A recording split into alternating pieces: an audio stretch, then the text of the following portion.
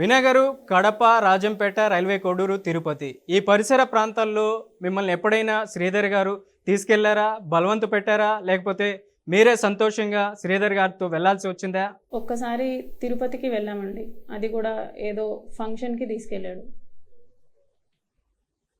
Okay. ఏ పరిస్థితిలో, ఏ ఫంక్షన్కి? నేను కార్లోనే ఉన్నానండి. అతను వెళ్ళి ఫంక్షన్కి వెళ్ళి అటెండ్ అయ్యేసి వచ్చాడు with no gunman and driver. అతని ఫ్రెండ్ పెళ్ళో ఏదో ఫంక్షన్. నేనైతే అటెండ్ అవ్వలేదు. I mean car. శ్రీధర్ గారు మీకు చాలా సందర్భాల్లో రిపీటెడ్గా కొన్ని మాటలు అయితే చెప్తూ వస్తున్నారు. వాటిని నమ్మడానికి రీజన్స్ ఏంటి? ఆయన మీద మీకు నమ్మకం ఉన్నిందా ఆ టైంలో? నమ్మకం లేదండి. కాకపోతే మా ఫ్యామిలీతో మాట్లాడిన తర్వాత జెన్యూన్ అనిపించింది. ఏమని చెప్పారు మీ ఫ్యామిలీతో మాట్లాడినటువంటి సందర్భంలో? మిమ్మల్ని పెళ్లి చేసుకుంటామని చెప్పారా? అతని చేతులు కోసుకోవటం, అతను ఎక్కడికో వెళ్ళిపోతానని చెప్పేసి అనటం. రైట్. శ్రీధర్ గారి తల్లితో కూడా మీరు మాట్లాడే ప్రయత్నం చేశారా? పెళ్లికి సంబంధించినటువంటి ప్రపోజల్ గాని? జెన్యూన్ అనిపించింది. నేను ఎటువంటి ఆమెతో పెళ్లి గురించి మాట్లాడాలని చెప్పేసి నేను ఎటువంటి ప్రయత్నం చేయలేదండి. అతనే మాట్లాడుకుంటాను అనేసి అన్నాడు.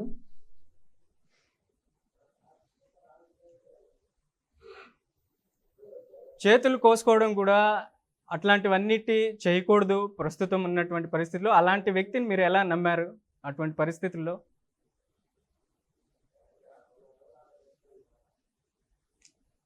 అది మీరు అతను కదండి అడగాల్సింది. మీరు ఆరోపణలు చేస్తూ వస్తున్నారు కదా ప్రధానంగా అతని మీద. మీరు నమ్మారు అతన్ని, అతనితో కలిసి అతను బలవంత పెట్టాడు, లోబర్చుకున్నాడు అనేసి మీరు చెప్తున్నారు. శ్రీధర్ నేను కలిస్తేనే ఇంత ఇష్యూ జరిగింది. నన్ను అడిగిన సేమ్ క్వశ్చన్ శ్రీధర్ని కూడా అడిగే ధైర్యం చేయండి ప్లీజ్. వినయ్ గారు, మీరు అన్నట్టు విధంగా పోసుకున్నాడు అంటే I don't have any answer, he should answer. Okay. Vinay గారు, మీరు అన్నట్టు విధంగా శ్రీధర్ గారిని కూడా మేము కాంటాక్ట్ అవుతాము. మీరు ఇప్పుడు ఉన్నారు కాబట్టి లైవ్లో మిమ్మల్ని అడగాల్సి వస్తుంది. ఇవే క్వశ్చన్ల తర్వాత శ్రీధర్ గారిని కూడా మేము అప్రోచ్ అవుతాం, సంప్రదిస్తాం, మాట్లాడతాం. బట్ ప్రధానంగా శ్రీధర్ గారితో మీరు కలిసినటువంటి ప్రతి సందర్భంలో 3 సార్లు అయితే క్వశ్చన్స్ శ్రీధరే చెప్పాలండి. కొన్ని క్వశ్చన్స్ కి ఆన్సర్స్ నేనే చెప్పాలి. ఓకే. ఇంకా ఏవైనా మీరు మాట్లాడదలుచుకున్నారా? ఏవైనా విషయాలు శ్రీధర్ గారి గురించి ఏమైనా చెప్పదలుచుకున్నారా?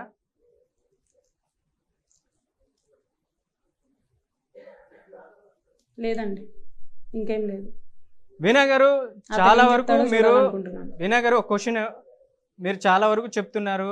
ఏదైతే అరవ శ్రీధర్ గారు చాలా మంది అమ్మాయిలతో కూడా ఆయన ఏదైతే ప్రయాణం చేశారనేసి కూడా మీరు అన్నారు.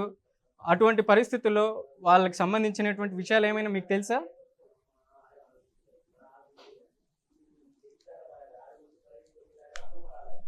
తెలుసు అండి. అది మా లాయర్ గారికి నేను సబ్మిట్ చేశాను. వాళ్ళతో చాట్స్ ఉన్నాయి, వాళ్ళతో మాట్లాడిన వీడియో కాల్స్ ఉన్నాయి.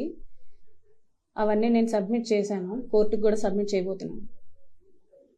మరి వినయ్ గారు, వాళ్ళందరూ బాధితులు ఎవరైతే ఉన్నారో వాళ్ళందరూ ఎందుకు బయటికి రావట్లేదు మీలాగా? అంత ధైర్యం చేయలేకపోతున్నారా? లేకపోతే మీరేమైనా వాళ్ళకి కూడా?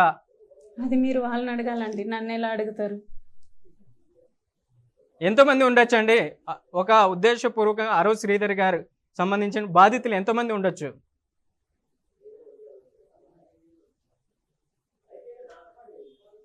ఎంతమంది మహిళలు ఆయన వల్ల ఇబ్బంది పడి ఉంటారు? 5 to 6. మీరు వాళ్ళకి అదర్వైజ్ ఏమైనా ధైర్యం పడ్డారో లేదో తెలియదు. ఈయన కాన్వర్సేషన్ చూస్తే మాత్రం చాలా దారుణంగా ఇబ్బంది పడినట్టే కనిపిస్తుంది. మీరు చూసారా శ్రీధర్ గారు మాట్లాడేటువంటి బయట వాళ్ళ అమ్మాయిలతో మాట్లాడేటువంటి కాన్వర్సేషన్?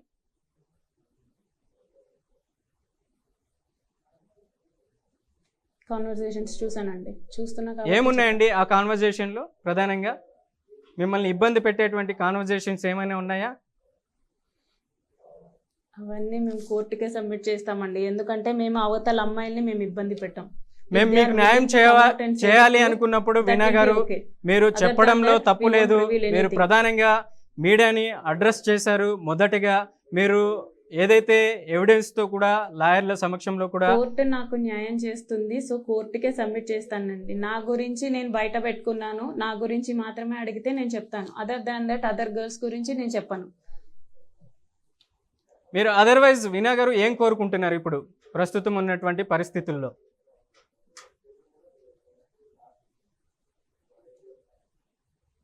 అతను పనిష్ అవ్వాలండి, అదే నాకు జరిగే justice, that is it.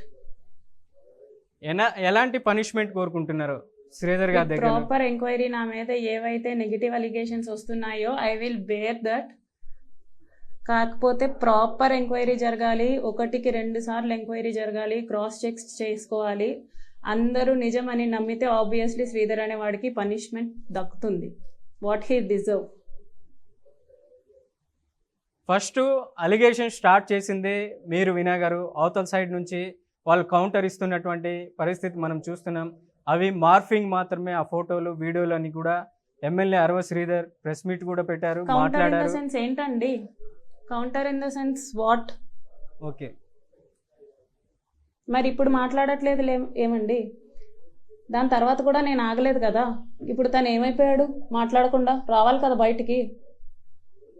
Right. మీరు తాతంశెట్టి నాగేంద్ర గారే మాట్లాడితే తాతంశెట్టి నాగేంద్ర గారికి సగం తెలుసు, సగం తెలీదు. ఏ కాన్వర్జేషన్ వచ్చినా సరే జనసేన నుంచి ఈయనే బయటకు వస్తాడు. కాకపోతే రావాల్సింది మెయిన్ మనిషి, చేసిన మనిషి శ్రీధర్ గారు. కాబట్టి వచ్చి మాట్లాడాల్సిందిగా నేనే రిక్వెస్ట్ చేస్తున్నాను. తాతంశెట్టి నాగేందర్ గురించి కాన్వర్జేషన్ మేము విన్నాము, ఆడియో కాకుండా ఇంకా ఏమైనా తాతంశెట్టి నాగేందర్ గారు మీతో మాట్లాడారా? ఏదైనా పర్సనల్ విషయాలు, ఆయనకి సంబంధించినటువంటి శ్రీధర్కి సంబంధించినటువంటి ఆయన విషయాలు? నాతో మాట్లాడిందే హార్డ్లీ 2 times అండి.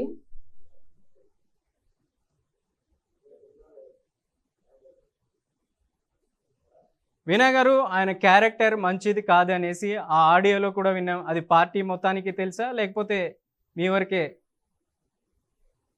ఆయన వ్యక్తిగతమా ఆ విషయం అనేది? ఇప్పుడు ఆడియో అంతా స్ప్రెడ్ అయింది కాబట్టి అందరికీ తెలిసే ఉంటుందండి. ఓకే, మీరు అంటున్నారు ఇప్పుడు అరవ శ్రీధర్ గారు మీడియా ముందరికి వచ్చి మాట్లాడారు, ఇప్పుడు రావట్లేదు ఎందుకని అంటున్నారు. మరి జనసేన పార్టీ కూడా ఒక కమిటీ అనేది వేసింది, 3 సభ్యులతో కూడిన కమిటీ. ఆ కమిటీలో ఆయన ఉన్నారు, న్యాయపరంగా ఏవైతే ఎదుర్కొంటున్నారు అనేసి అంటున్నారు. మరి మీరు ఏ విధంగా న్యాయం కోసం ఎదురు చూస్తున్నారు?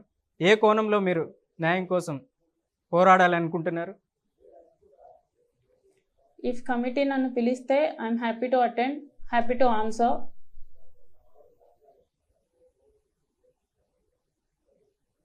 వీణా గారు, విపక్ష పార్టీల నుంచి మీకు ఏమైనా మద్దతు వచ్చిందా?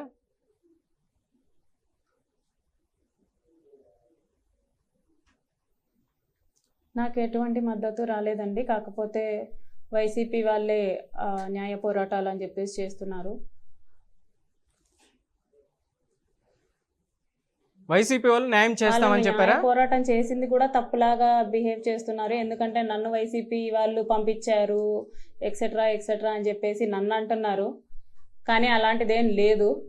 మీకు ఇంకొక విషయం నేను క్లారిటీ చేయాలనుకుంటున్నాను. ఇప్పుడు నాకు 29 years. నేను ఇప్పటిదాకా ఒక్కసారి కూడా ఓటు వేయలేదు. నాకు అసలు ఓటర్ ఐడి లేదు. కాబట్టి నేను ఎటువంటి పార్టీ జెండా పట్టుకోలేదు. నేను ఎటువంటి పార్టీకి సపోర్ట్ లేదు. కావాలంటే మీరే క్రాస్ చెక్ చేసుకోండి. వెంటనే తాతంశెట్టి నాగేంద్ర గారు రెడీగా ఉంటారు నా ఓటర్ ఐడి కోసం. కాకపోతే నా ఓటర్ ఐడి దొరకదు, ఎందుకంటే అది లేదు. అసలు ఇప్పటిదాకా నేను ఓటు వేయలేదు. రాజకీయంగా వాళ్ళు ఇచ్చే సపోర్ట్ ఏమైనా మీకు హెల్ప్ అవుతుంది అనుకుంటున్నారా?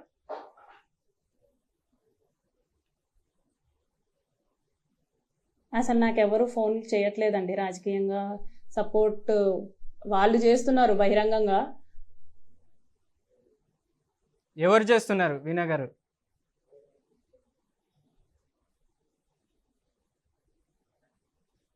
నిన్న రోజా గారు తిరుపతిలో చేశారు. ఈరోజు కొరముట్ల శ్రీనివాస్ గారు మా ఊర్లో చేశారు, రైల్వే కోడూరులో. అవన్నీ నేను వీడియోస్ చూస్తున్నాను. అంటే డైరెక్ట్గా మిమ్మల్ని కాంటాక్ట్ అవ్వలేదా, అప్రోచ్ అవ్వలేదా రోజా గారు కానీ, మాజీ ఎమ్మెల్యే కొరముట్ల శ్రీనివాసరెడ్డి గారు కానీ?